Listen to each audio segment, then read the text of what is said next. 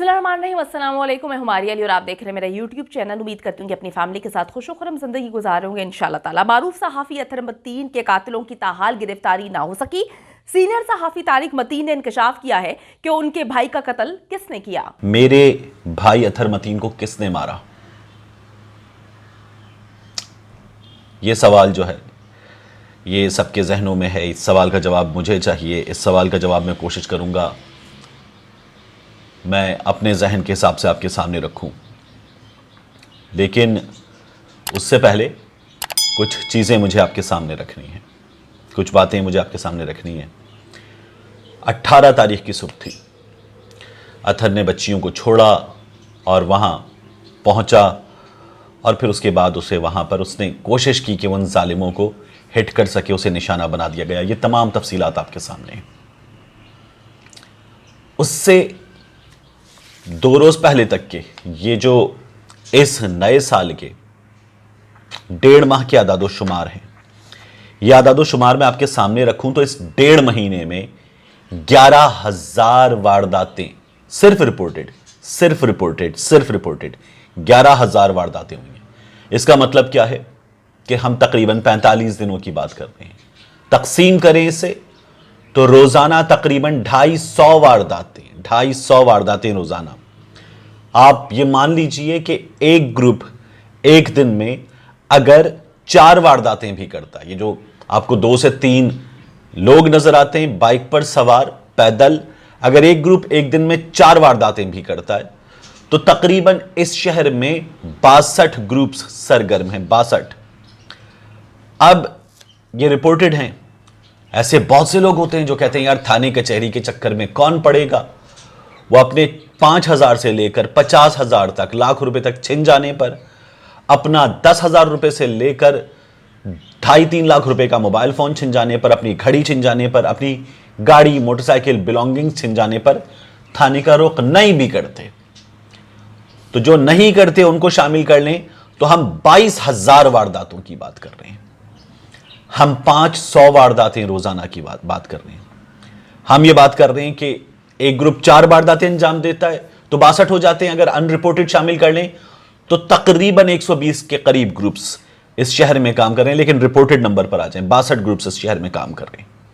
अब मेरे सामने CPLC की वेबसाइट खुली हुई है और ये जो सिटीजन्स पुलिस लाइसेंस कमेटी है, इसकी वेबसाइट से मैं आपको अगर इस शहर के थानों की तादाद बताना शुरू करूं तो साउथ डिस्ट्रिक्ट की जो लिस्ट है ये शुरू होती है क्लिफ्टन पुलिस स्टेशन से और ये लिस्ट खत्म होती है 26वां पुलिस स्टेशन डॉक्स का।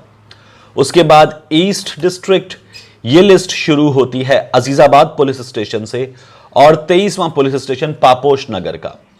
उसके बाद आ जाइए सेंट्रल डिस्ट्रिक्ट, तो यहां लिस्ट शुरू होती है सेंट्रल डिस्ट्रिक्ट की और ये सेंट्रल वेस्ट, यहां पर कुछ अजीब वेस्ट डिस्ट्रिक्ट में पहले आपके सामने रख दूं। ये साइट ए से शुरू होती है, थाना साइट ए से, और ये खत्म होती है थाना मदीना कॉलोनी पर।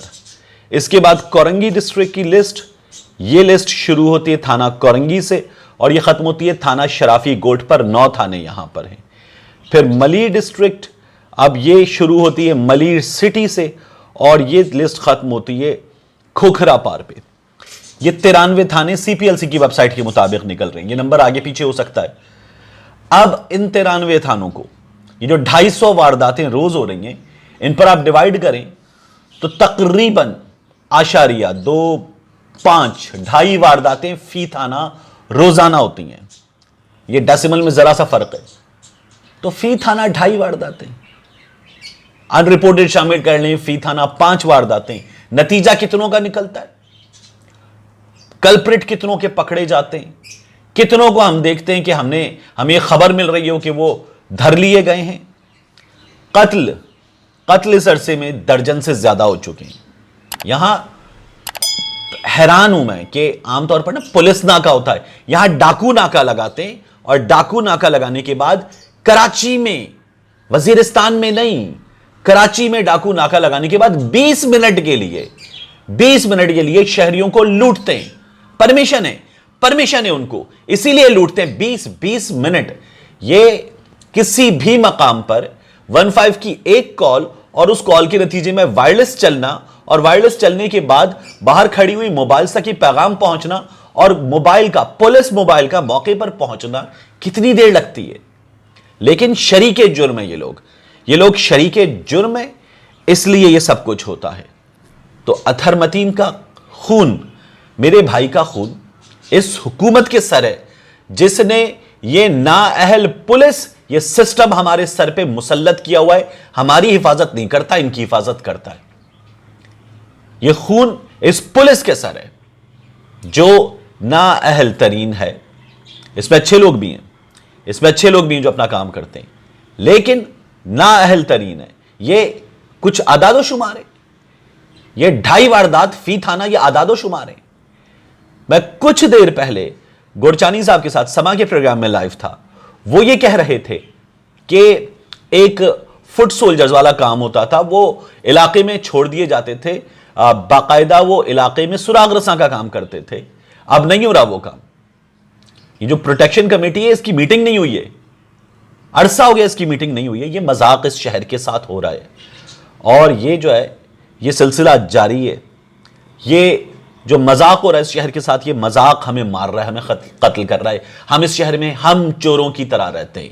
हम अपना मोबाइल फोन, अपना वॉलेट, अपने पैसे, अपनी घड़ी छुपाते हैं। हम आम शहरी अपनी चीजें छुपाता है कि छिन जाएंगी।